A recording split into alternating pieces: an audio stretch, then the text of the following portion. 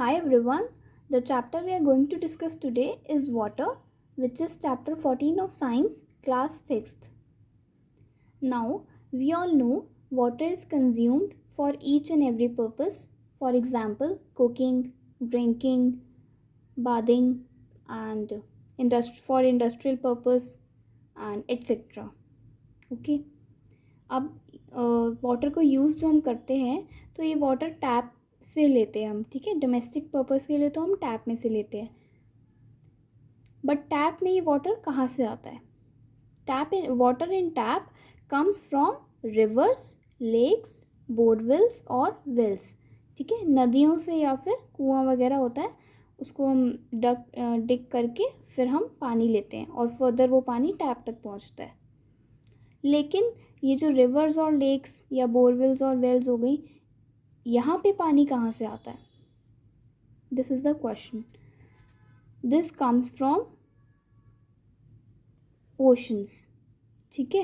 ये जो ओशन है, ओशन पानी कहाँ तक पहुँचाता है? इन तक, थ्रू वाटर साइकिल।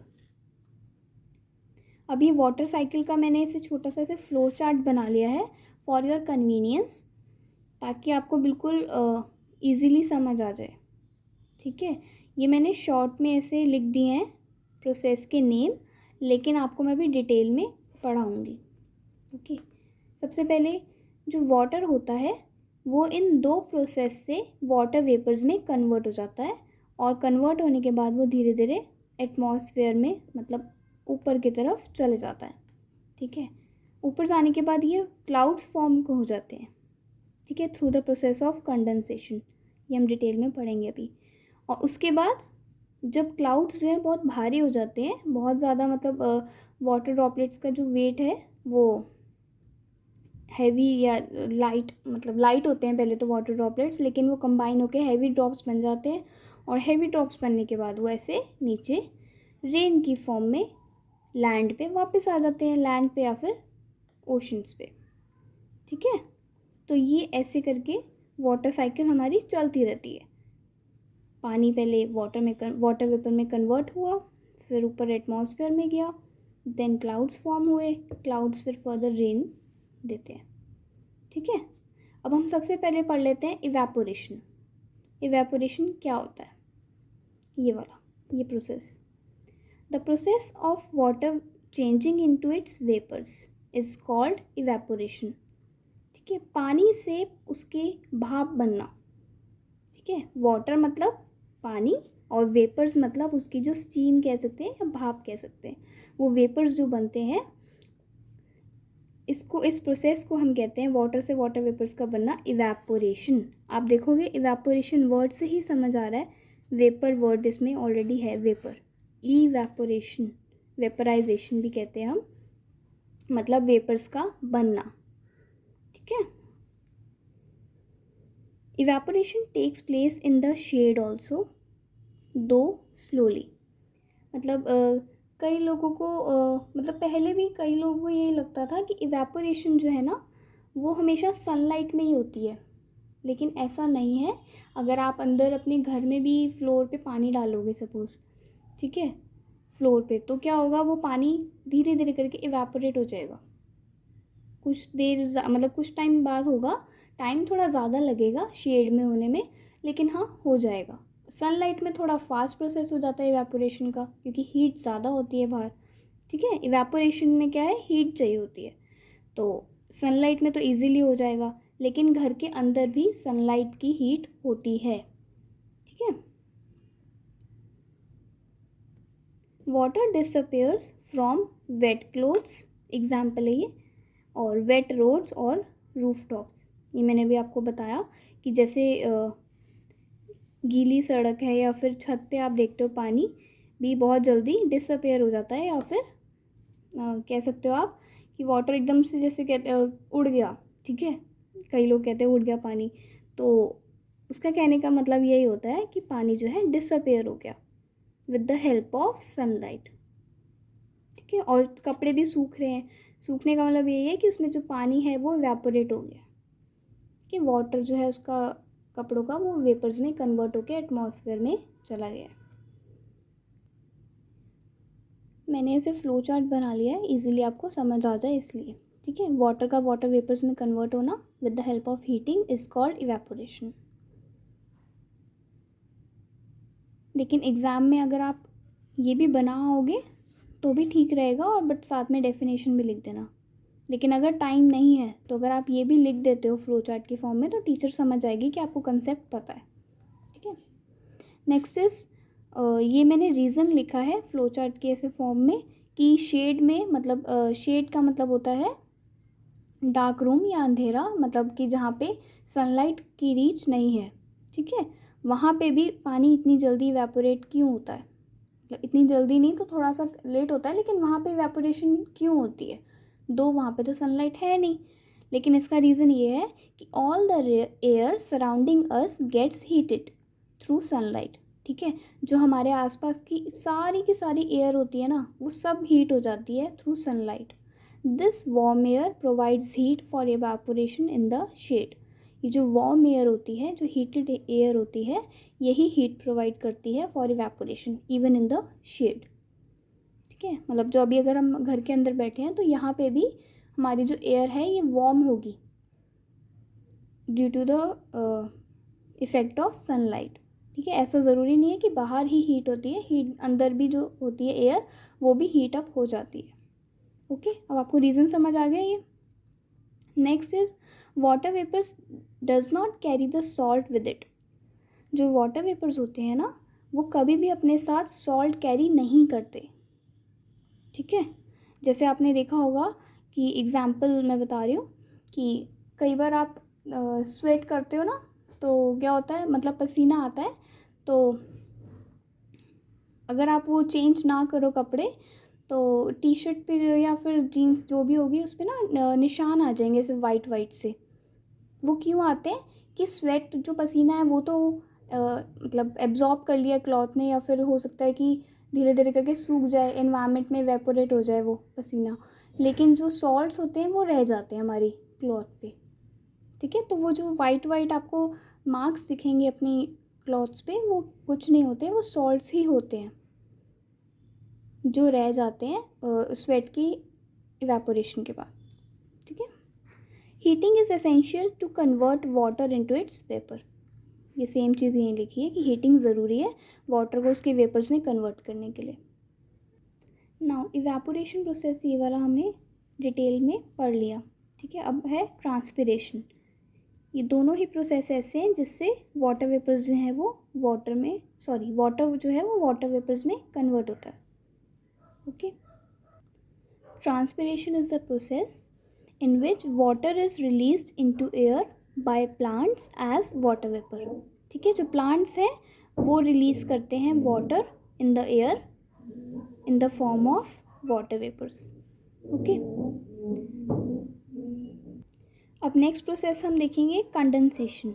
वाटर जो है वो वेपर्स में तो कन्वर्ट हो गए, लेकिन अब ये कैसे हाइट में, मतलब अपने एटमॉस्फेयर में धीरे धीरे ऊपर जाएंगे और कैसे ये क्लाउड्स फॉर्म करेंगे, ये हम देखते हैं।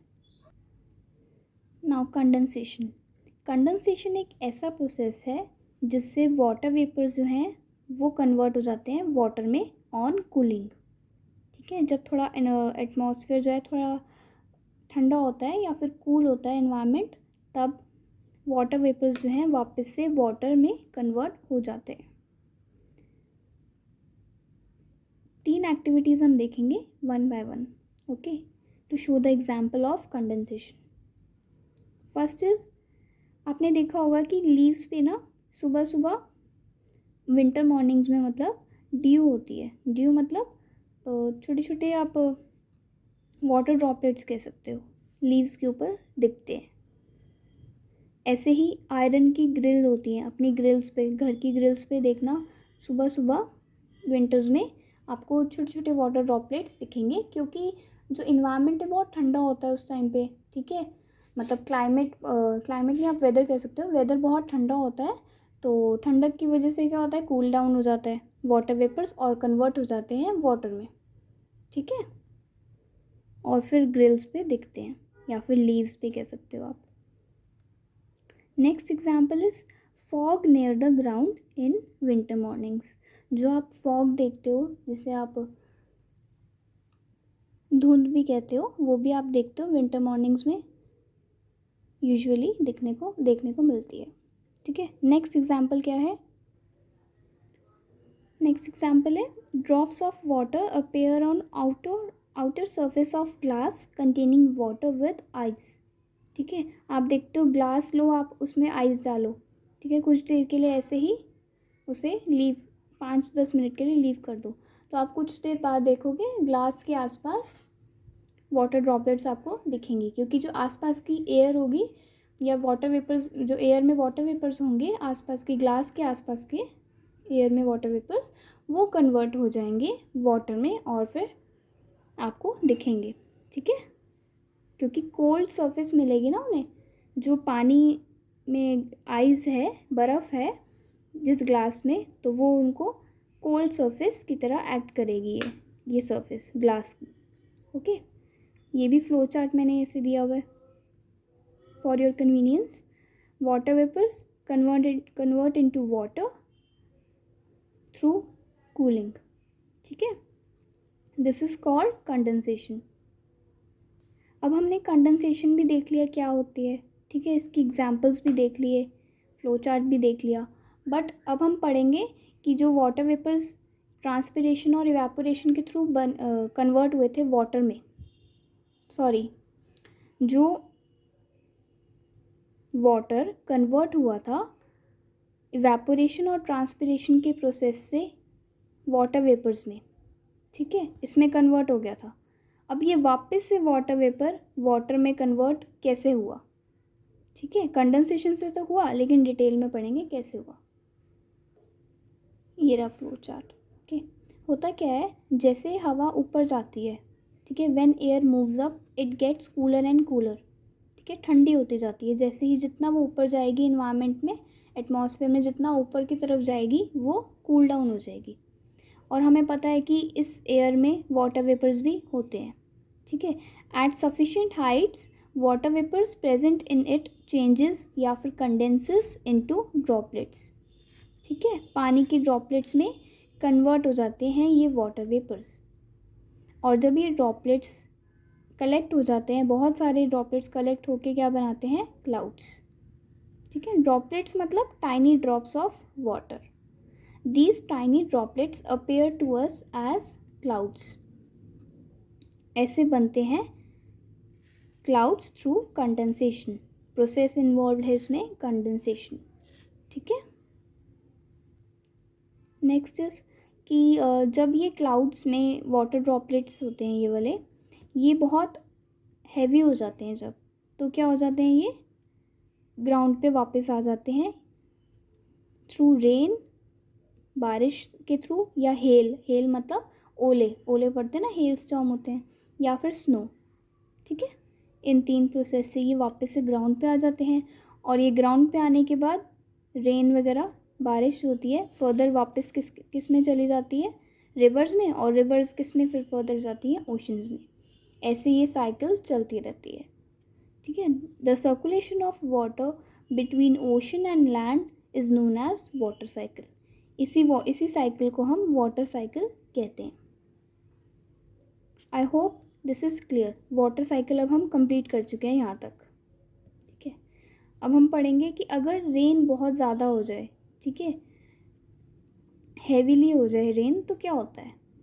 बाढ़ आ जाती है, जिसे हम फ्लड भी कहते हैं। फ्लड्स में अकर, ठीक है, due to rise in level of water in rivers, lakes या फिर पॉन्ड्स में। मतलब नदियों में जब पानी का लेवल बहुत ज़्यादा बढ़ जाएगा तो क्या होगा? बाढ़ आ जाएगी, और आसपास के एरियाज़ जो होते हैं, कोस्टल एरियाज़, उसमें चले जाता है पानी। ठीक है, इसके क्या मतलब कॉन्सिक्वेंसेस क्या होंगे? फर्स्ट इज इट में डैमेज क्रॉप्स। जो क्रॉप्स होती हैं, हमारी फील्ड्स होती हैं, उसको डैमेज कर सकता है। Next is domestic animals. ठीक है, एनिमल्स को जो पाले होते हैं, मतलब पालन पोषण करते हैं जिन एनिमल्स का, उनको हम डोमेस्टिक कहते हैं, उनको भी डैमेज पहुंच सकता है। एक्वाटिक एनिमल्स जो पानी में रहते हैं, वो भी, उनको भी डैमेज पहुंच सकता है। ऐसे ही सॉइल में भी एनिमल्स होते हैं, इट में ऑल्सो डैमेज, और ह्यूमन लाइफ, ठीक है, जो ह्यूमन लाइफ होती है वो भी डैमेज होती है। एंड लास्ट इज़ प्रॉपर्टी, ठीक है, प्रॉपर्टी भी डैमेज होती है। ये हैं कॉन्सिक्वेंसेस फ्लड्स के। और अगर रेन ना हो बहुत टाइम तक, ठीक है, लॉन्ग पीरियड के लिए अगर रेन नहीं होगी तो ड्रॉट हो जाएगा, मतलब सूखा पड़ जाएगा, ठीक है। इसके कॉन्सिक्वेंसेस क्या होते हैं, ये होते हैं 3। सॉइल जो होती है बहुत ड्राई हो जाती है, सूखी हो जाती है, ठीक है। जो पानी का लेवल है वो भी बहुत कम हो जाएगा पॉन्ड्स और वेल्स में, ठीक है। और ग्राउंड वाटर जो है वो भी कम हो जाएगा। This is all for water cycle. Now इतना सारा हमने पढ़ा, इससे हमें पता चलता है कि वाटर बहुत ज़्यादा ज़रूरी है, ओके। तो इसको कंज़र्व करना भी उतना ही इम्पॉर्टेंट है। तो 2 मेथड्स हम पढ़ेंगे कंज़र्वेशन के। एक है roof top rain water harvesting, next is from road side drains. पहला पढ़ लेते हैं पहले। Rain water is collected from roof top, मैंने फ्लो चार्ट की फॉर्म में लिख दिया ऐसे। जो रेन वाटर है वो हम कलेक्ट कर लेते हैं छत से, ठीक है, और फिर वो पानी जो है स्टोरेज टैंक्स में चला जाता है, ठीक है। टैंक्स बनाए हुए हैं स्टोर करने के लिए वाटर। फिर वो पार्ट लेकिन अगर हमने यहाँ छत पे पानी इकट्ठा किया, उसको हमने स्टोरेज टैंक्स में लेके आए, तो क्या होगा, उसको हम ऐसे डायरेक्ट तो यूज़ नहीं कर सकते ड्रिंकिंग के लिए या फिर फॉर अदर पर्पसेस, तो हमें उसको पहले फ़िल्टर करना पड़ेगा, ठीक है। तो इसके बजाय हम ये कर सकते हैं कि जो पाइप्स हम कनेक्ट करेंगे छत से, वो directly pipes can go directly into a pit into the ground. जो हम गड्ढा खोदेंगे ग्राउंड में, उसमें वो पाइप्स डायरेक्टली हम कनेक्ट कर सकते हैं, ठीक है, ताकि वो पानी जो है सीप हो जाए इन द सॉइल और रीफिल कर दे ग्राउंड वाटर को, ठीक है। जो ग्राउंड वाटर है उसको थोड़ा सा बढ़ा दे, वाटर लेवल नीचे बढ़ जाएगा। ताकि कैसे बढ़ेगा, अगर पानी जो है सॉइल में नीचे चला जाए, अगर हम गड्ढा कर दे तो, ठीक है। एक तो मेथड ये है। दूसरा मेथड है कि allow from road side drains, ठीक है। जो ड्रेन्स बनी होती हैं जो रोड के ऊपर, वहाँ पर ही, मतलब डायरेक्ट जो पानी है वहाँ का, वो डायरेक्ट ग्राउंड में चला जाए, ठीक है। Allow water to go into the ground directly from road side drains that collect rain water. जो ड्रेन्स कलेक्ट करते हैं रेन वाटर, वो ही डायरेक्टली पानी भेज दें ग्राउंड में, वहाँ से ही मतलब पानी चला जाए ग्राउंड में, ठीक है। ये 2 मेथड्स हैं। This is all for chapter 14 water. I hope this chapter is clear. अगर अभी भी कोई क्वेरी हो तो आप प्लीज़ कमेंट बॉक्स में कमेंट करना और मुझसे पूछना। If you like the video, do share it with your friends. Thank you so much.